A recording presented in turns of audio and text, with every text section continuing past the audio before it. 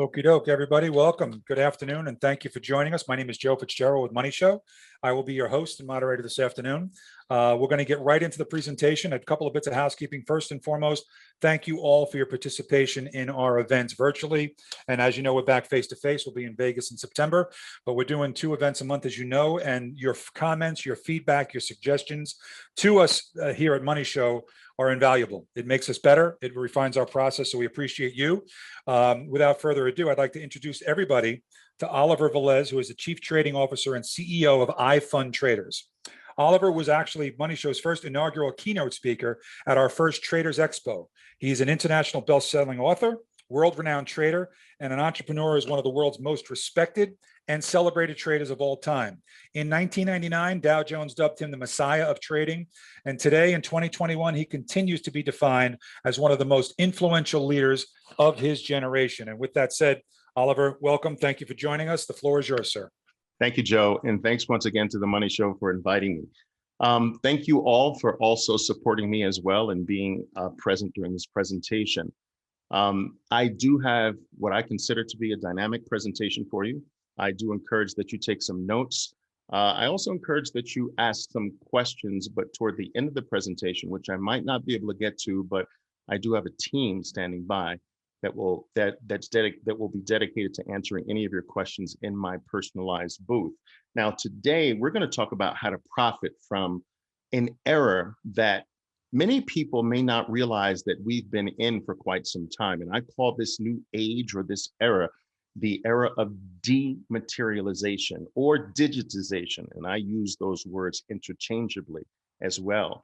And I believe that once you understand this undercurrent that is driving forces throughout all of financial markets around the world, this movement toward taking the physical and turning it into the non-physical, when you understand that that's the current, that's the undercurrent behind some of the biggest opportunities that are presenting themselves to investors and traders today, then that will give you a great ability to know where to go to search for your opportunities. Okay, so we're going to talk about how to profit from this new age of dematerialization. Now, I do realize that there might be some individuals here who have no idea who I am. So very quickly, let me give you a quick preview of who I am. Now, I'm the founder of a company called ifundtraders.com, but originally I was the founder and creator of another company called Pristine Capital Management. Many people know that company more as pristine.com. That company was started by me in the early 1990s and went on to be one of the industry's most innovative and largest trading advisory firms in the entire trading and investing space. I have a 36-year career as a professional trader. I'm an inaugural keynote speaker for this event. As Joe mentioned, I've trained thousands of traders worldwide. I'm the international best-selling author of 5 books written in 5 different languages. And I have over 10,000 plus traders that I am currently trading in both equities, Forex, and the cryptocurrency markets. I continue to be an international speaker and consultant and advisor to financial firms all over the world today. So in a nutshell, I am one of the pioneers of the active trading space.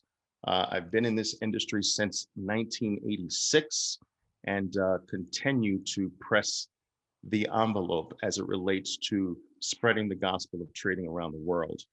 Very quickly, this is actually an article that was written on my keynote speech for the first International Day Traders Expo.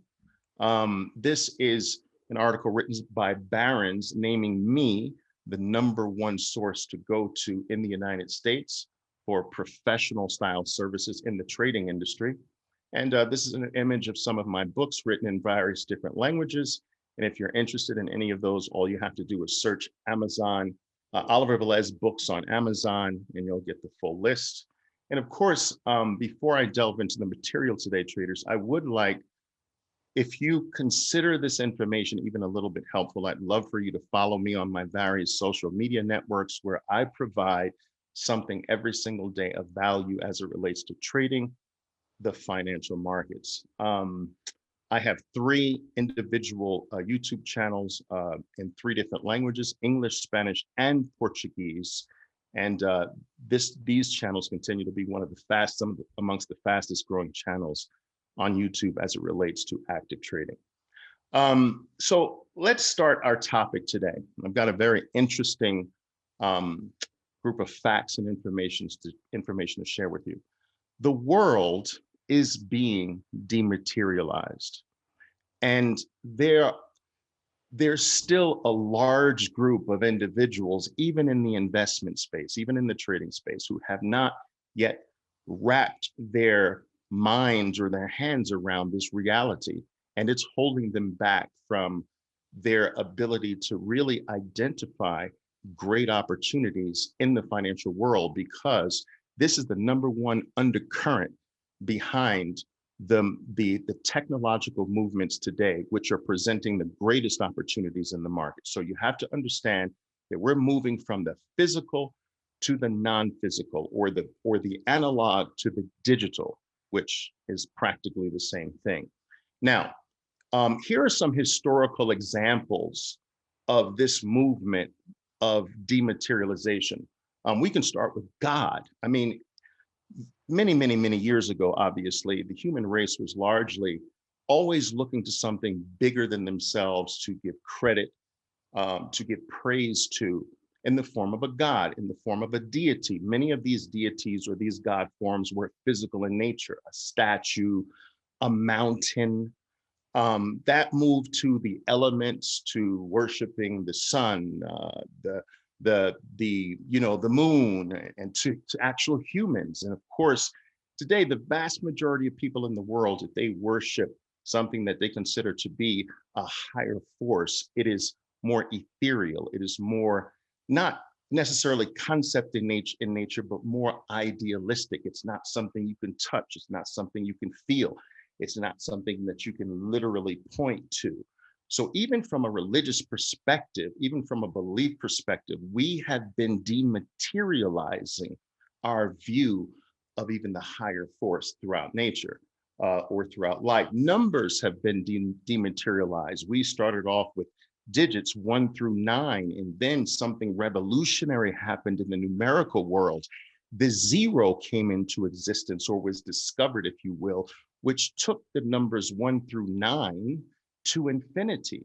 So it was actually the 0, which is a non-number, which in effect is the dematerialization of the actual numbers 1 through 9, that actually expanded the capabilities of that which was not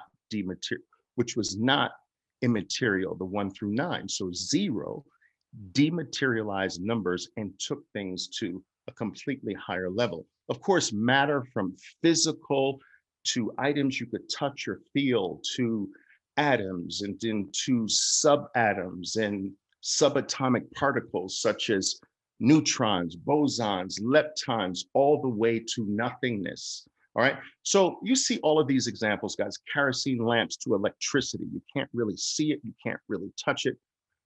We've gone from writing letters, to email. The digitization, or the dematerialization of actually writing a letter or writing something on paper. It's still going on, but for the most part, it's been totally dematerialized, that activity. All right. Books have been dematerialized, from libraries filled with tens of thousands of books, to the internet, to Google, to Kindles. All right. Books have been dematerialized.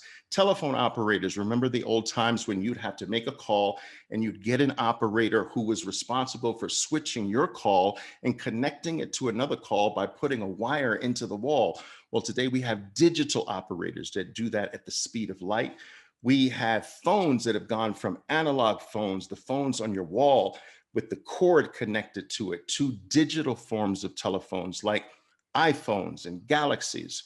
Photos have been digitized or dematerialized. Remember the albums you would have. Remember going into a dark room or watching films of people developing photos in a dark room. And today that process has been dematerialized.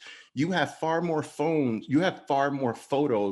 on your phone than you ever could possibly have in albums stacked on your living room coffee table. Okay, so photos have been dematerialized. Storage has been dematerialized, from file cabinets to big storage units to the cloud, which is a dematerialized form of storage. Music has gone from vinyl to 8 tracks to cassette tapes to MP3 files to now streaming.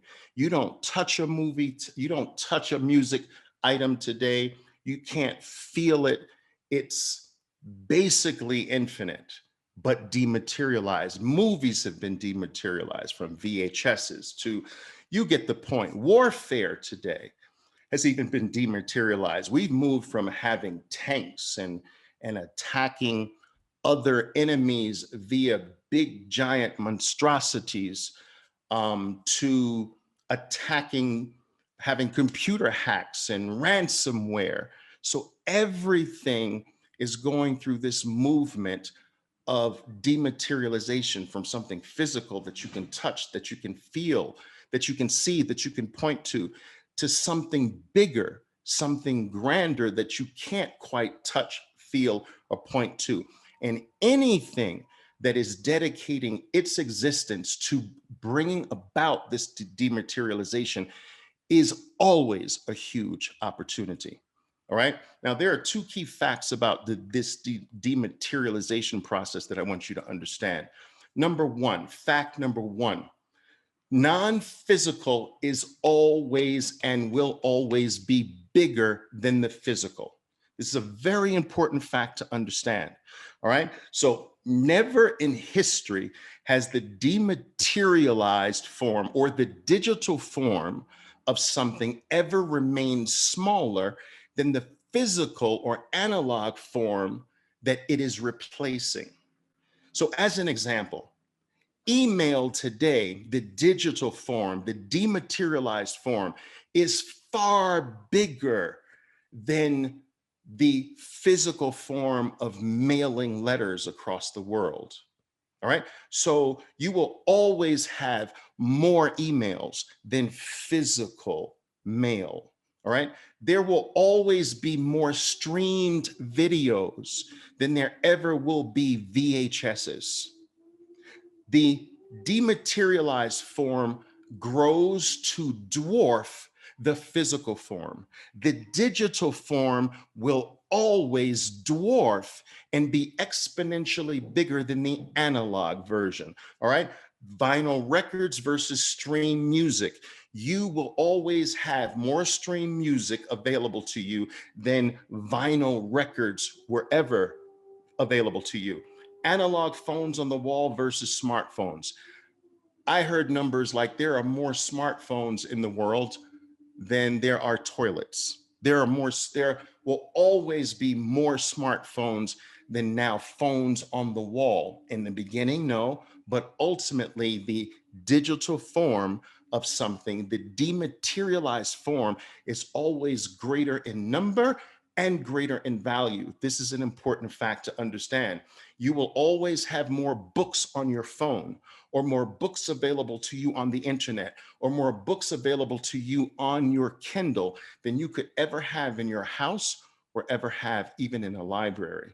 So never forget this fact, that the physical or digital form will always grow to exponentially dwarf and become greater in number as well as greater in value than the analog or the physical counterpart.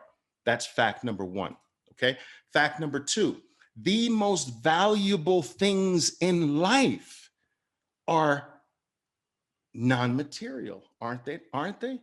God, loyalty, honesty, faith, hope, happiness, decency. And let's not forget that ultimate non-physical item that we all so adore and crave for, love, right? So even in our everyday lives, we look to the non-physical things for the highest level of value. And this is a movement throughout life. It is a movement throughout every aspect of life, including the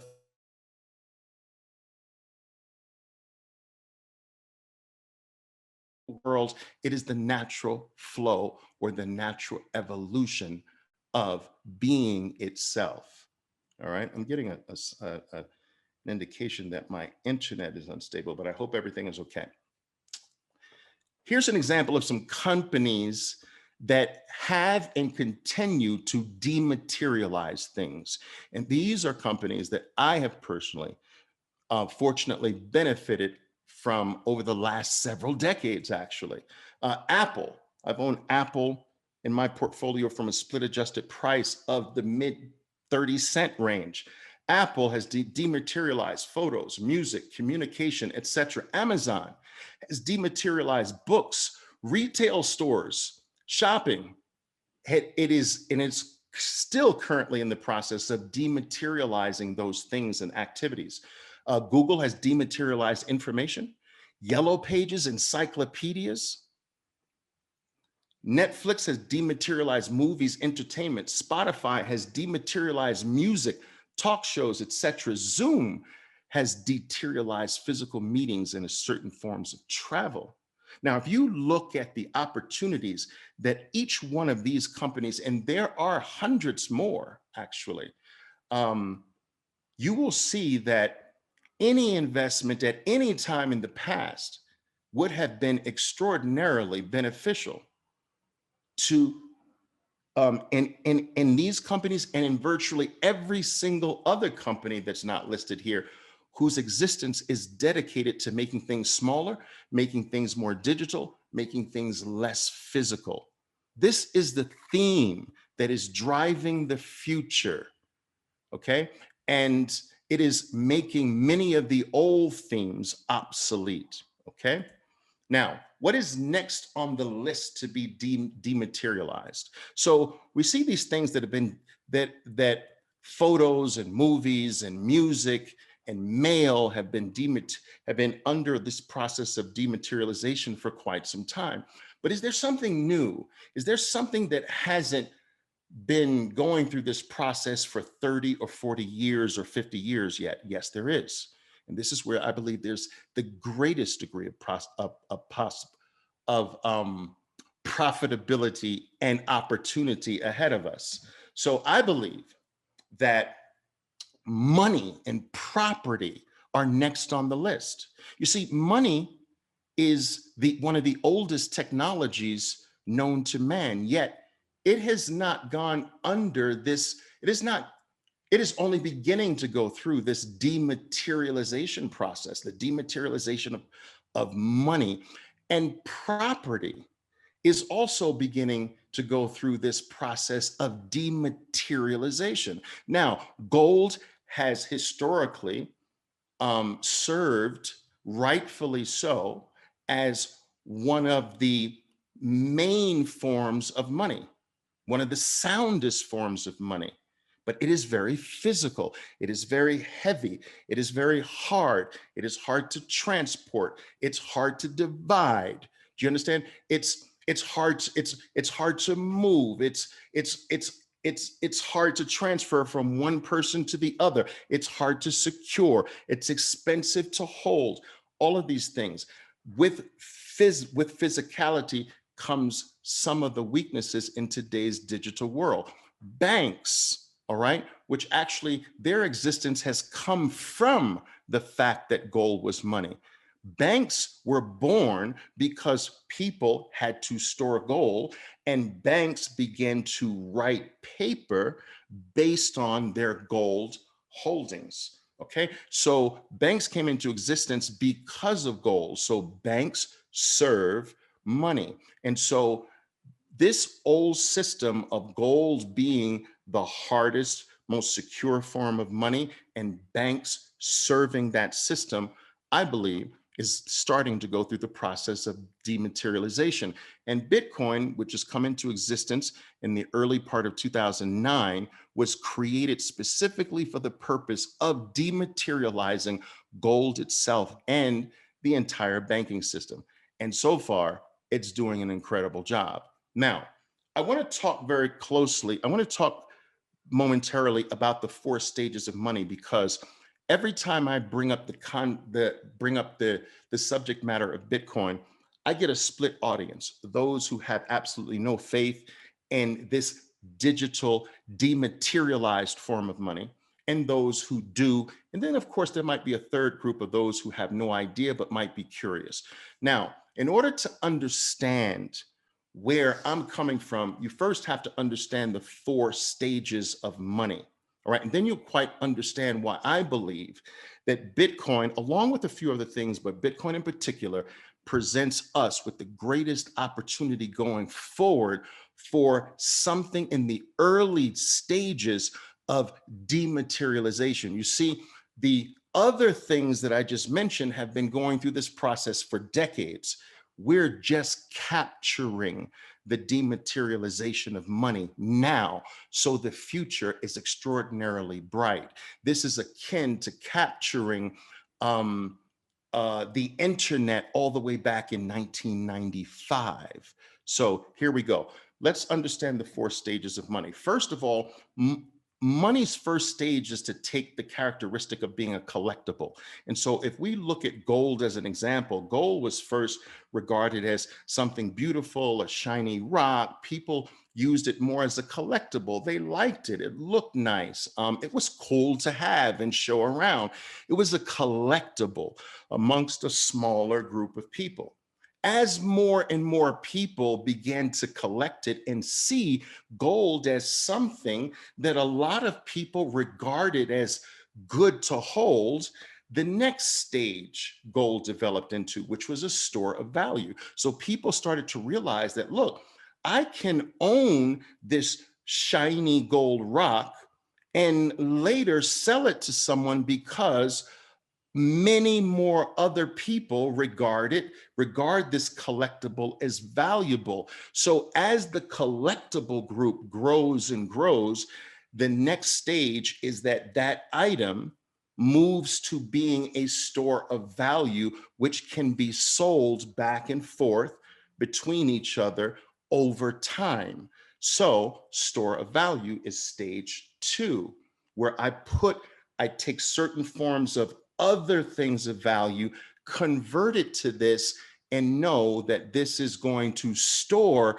the value relatively well. Why? Because there's always going to be a buyer later. Store of value is stage 2. Stage 3, medium of exchange. That is when, all right, if once enough people began to use it as a store of value, an increasing number of people start to trade with the item. Okay, so we go from store of value to medium of exchange. I take this gold, I need a herd of sheep. I take this gold and exchange this gold for a house. So it becomes a medium of exchange for bigger items. Okay, not the smaller items, but the bigger items, homes, a boat, several cows, if you will, as an example. So the third stage is a medium of exchange for larger items. Then the last stage, it becomes a unit of account, which means that everyone starts to price everything in the item. So for instance, the US dollar is sort of like a universal unit of account. Many people throughout the world price things in dollars. You say, okay, that house is worth $350,000. That boat is worth $150,000. That car is worth $75,000. All right, this computer is worth $2,000. So more and more people began to price everything in the unit, and that is the final stage of money. Now, a lot of people say, well, Oliver, how can Bitcoin be money when it's not a unit of account? And I know that's an individual speaking to me or asking me that question that does not know the natural order of how something becomes a unit of account. It first starts as a collectible. It then moves to a store of value. Then it moves to a medium of exchange. And the last stage is a unit of account.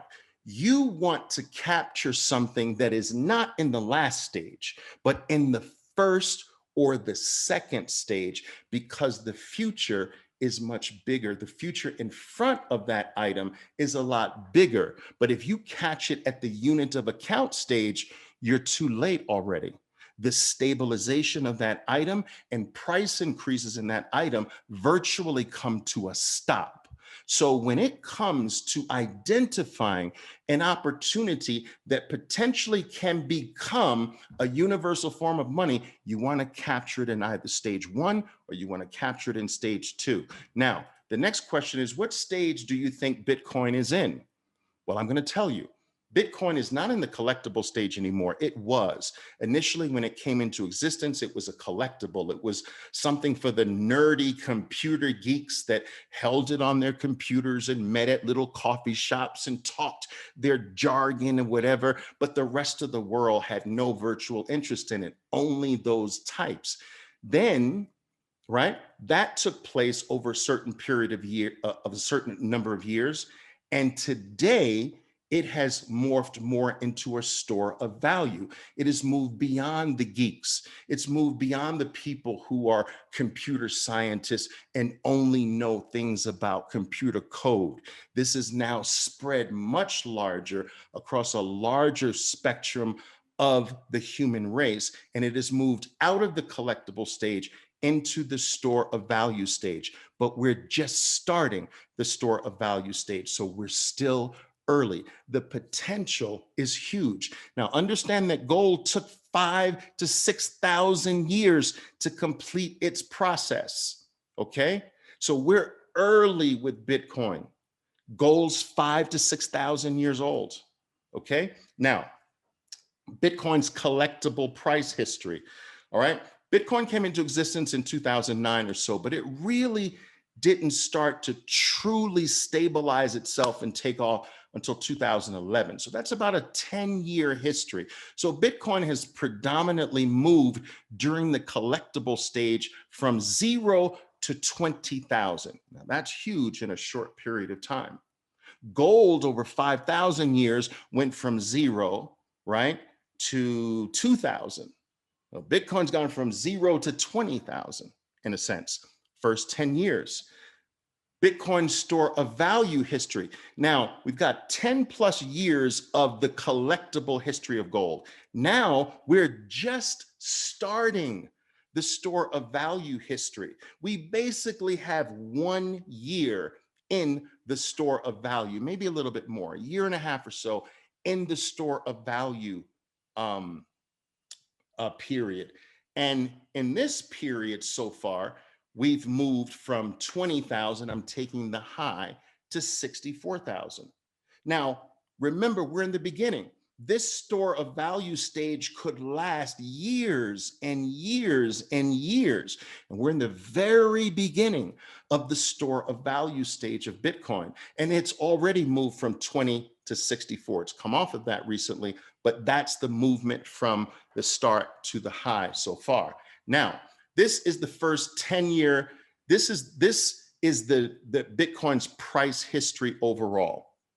What I want to show you is what is Bitcoin's future in this stage long term. So I told you we've got 4 stages to go through. We've completed the first stage, the collectible stage. We're just starting the storage phase. Now, long term, what do I expect this stage to produce? This is my expectation. All right. So you take it for what it's worth. All right. I have a long history of fairly being right with these macro ideas, greatly being right with these macro ideas. All right. So what is my view? Well, I believe we go from this $20,000 to $64,000 range, and over the next period, let's call it the next 10-year period, we're going to be greater than $2 million of Bitcoin. That's right, more than $2 million of Bitcoin. Now, when that happens in the next 10 years, who knows? All right, but I believe that is relatively conservative. Okay, almost done here. All right, almost done here. All right, thank you.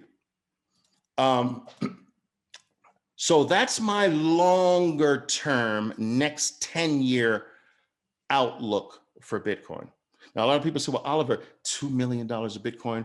But remember, Bitcoin is infinitely divisible in the form of what's called Satoshis. So people are going to be thinking about the $2 million per Bitcoin price. They're going to be thinking about the Satoshi price, which is much, much, much smaller than the overall price for one Bitcoin. What's next for Bitcoin, in my view, medium term?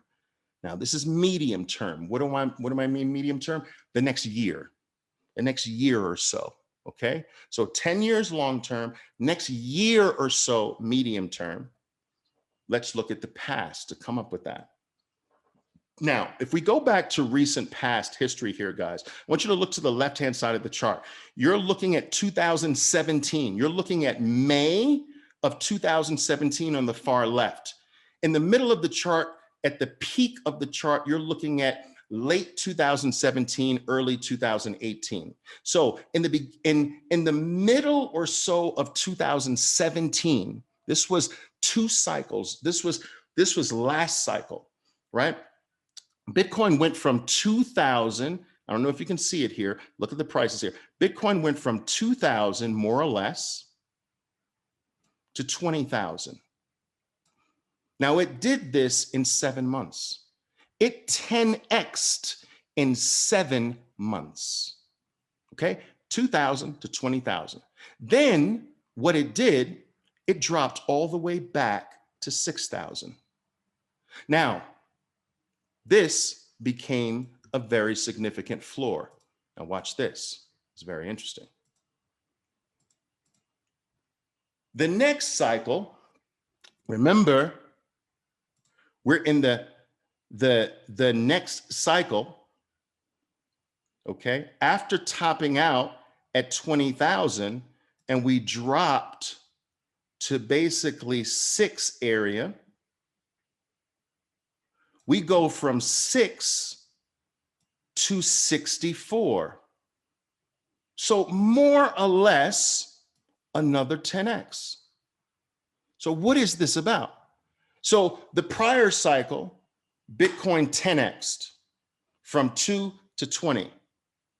This cycle, Bitcoin went from 6 to 60, more or less, a little bit more. So another 10x, and then fell. Now it's finding itself at 30,000, okay? The same way 6,000 was the new 2,000, okay? So now, all right.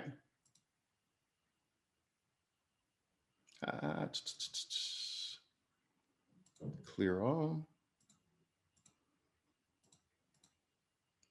What's next? We've gone from 64 to 30. 30 is the new 6. Let's assume that 30 is the new 6.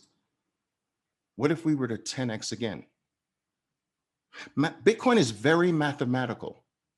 It cannot be controlled. It cannot be altered. It is very mathematical. Everything is baked into the code, making the predictive capability of Bitcoin a lot easier than the stock market, than the bond market, than the futures market, all of which has a lot of external forces that can influence it. But Bitcoin has the least number of external forces. Things are baked into its code, making it far more predictable than almost every other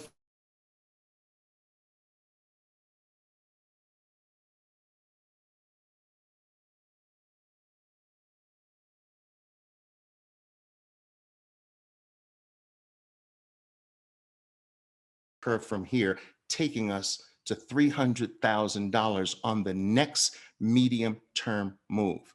My view is yes. My view is that $300,000 is next on the list over the medium term, because Bitcoin has a history of 10xing from its floor or more. Okay? Now, I believe that you can do this. I believe that you can take this theme, this theme of dematerialization. What is dematerializing something? That's an opportunity. What companies are dedicated to dematerializing something that has existed for a long term? What is helping something get smaller? What is helping something become more digital? What is helping something become less physical? And that will represent a huge opportunity. This is what I teach a large group of my wealth traders. I've been teaching my wealth traders for the past 11 years, and the progress, the amazing returns that they've made from this one theme, absolutely mind-boggling. I can give you a long list of things, from Apple Plays to Microsoft to Facebook to Nvidia to Netflix to Adobe, to all of the things that we've played that are based on this specific theme. And of course, the most recent thing we've bet on with this theme is Bitcoin, all the way back from $3,800 per coin. We're now sitting just above $33,000, $32,000 a coin, having reached 64,000, but we're still early. Don't forget the 4 stages. Now, guys, if you're interested in maybe joining my wealth group, the normal price is $4,000, but for the benefit of you guys being here, the appreciation you guys are being here, I'm cutting that price in half for the next 48 hours. Now, this is one price for the rest of your life, one price to know every single thing I do, one price to know every single trade I make, one price to see every single dollar I put into the markets, when and where. One price for the rest of your life, for us to meet multiple times a month, for us to study the markets together, to scour the earth for precisely the opportunities that are baked into this movement of decentralization. All right, so all you have to do, guys, is go to ifundtraders.com/wealth for more information, should you be interested in that. I also want you to sign up for my Bitcoin trading club. It's a waiting list right now. I open the club once every 6 months. The club is going to be opened up in the next several weeks, I believe in the next week or so. So if you get on the waiting list now, the opportunity could be yours. I got traders involved in Bitcoin at the low of last year at $3,800 an ounce, a coin. Bitcoin went from 3,800 to 64,000. Now it's pulled back about 50%. This is an amazing opportunity for us to take the next run up to that $300,000 number. Thank you very much for attending, and make sure you come back tomorrow at 4:40 for my second and final event of the show. Joe, thanks. Thank you very much. Oliver, thank you. That was great. We had a great turnout in the room, folks. I want to thank everybody for attending. Again, we're going to be doing this all day again tomorrow, and Oliver will be back tomorrow afternoon, as he mentioned. We want to thank everybody for your feedback, comments, suggestions here at Money Show. It makes us better, and we appreciate you more than words. Oliver, thank you again, my friend. Your insights are phenomenal, and we appreciate you, and we look forward to seeing you again tomorrow. Thank you. Thank you, folks. Have a great evening.